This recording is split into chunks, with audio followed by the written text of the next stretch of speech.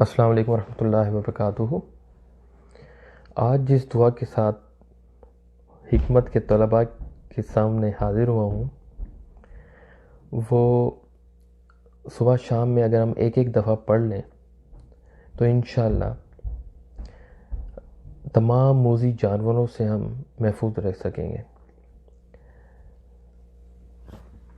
ایک صحابی سہل بن ابی صالح رضی اللہ تعالیٰ عنہ بیان کرتے ہیں کہ رسول اللہ صلی اللہ علیہ وآلہ وسلم کے پاس ایک شخص قبیلہ اسلم سے حاضر ہوا اور کہتے یا رسول اللہ صلی اللہ علیہ وآلہ وسلم میں ساری رات درد کی وجہ سے سو نہیں پایا۔ حضور صلی اللہ علیہ وآلہ وسلم نے دریافت فرمایا تو کہتا ہے یا رسول اللہ صلی اللہ علیہ وسلم مجھے بچھو نے کاٹ لیا تھا۔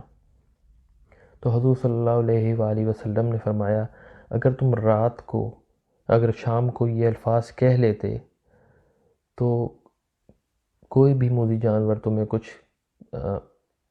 تکلیف نہ پہنچا پاتا، اور یہ الفاظ تھے اعوذ بکلمات اللہ التامات من شر ما خلق، کہ اللہ تعالیٰ کے پاک کلمات کے ساتھ میں دعا کرتا ہوں ان تمام چیزوں کے شر سے جو اس نے پیدا کی۔ آپ یقین کیجیے اس دعا کو میں نے اللہ تعالیٰ نے یوں کہنا چاہیے کہ اللہ تعالیٰ نے یاد کرا دیا تھا۔ تو ایک دفعہ میری گاڑی برف پہ سلپ ہو رہی تھی، کسی طرح کنٹرول نہیں ہو رہی تھی، میں نے اس دعا کو پڑھا اور اللہ کے فضل و کرم سے گاڑی میرے کنٹرول میں آ گئی اور حفاظت سے میں اپنے مقام پہ پہنچ گیا۔ تو یہ بہت پیارے الفاظ ہیں۔ ایک دوسری حدیث میں صحیح مسلم کی حدیث شریف ہے کہ حضور صلی اللہ علیہ وآلہ وسلم نے فرمایا جو شخص کسی مقام پر اترے اور کہے اعوذ بکلمات اللہ التامات من شر ما خلق، تو اسے وہاں سے کوچ کرنے تک کوئی چیز نقصان نہیں پہنچائے گی۔ تو بہت پیارے الفاظ ہیں، اور یہ ایسے الفاظ ہیں آپ دیکھیں کہ آپ نے پڑھ رکھے ہوں، انشاءاللہ کوئی بھی مضر جانور آپ کی طرف نہیں آئے گا، آپ کو پریشان نہیں کرے گا۔ جیسے ہم کیمپنگ میں جاتے ہیں، کہیں بھی سفر میں جاتے ہیں، ہم یہ پڑھ سکتے ہیں۔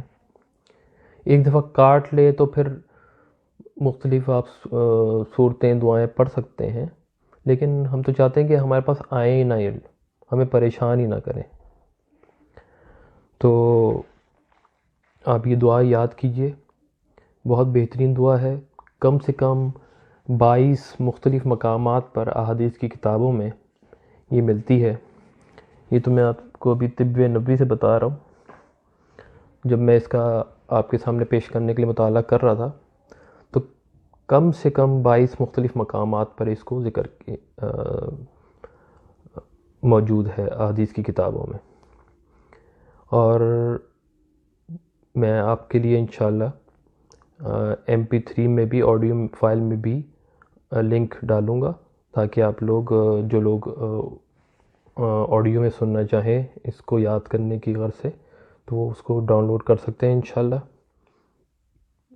چلیے یاد کیجئے، اپنے بچوں کو بھی یاد کرائیے، اور چھوٹی سی دعا ہے، ایزیلی یاد ہو جائے گی انشاءاللہ۔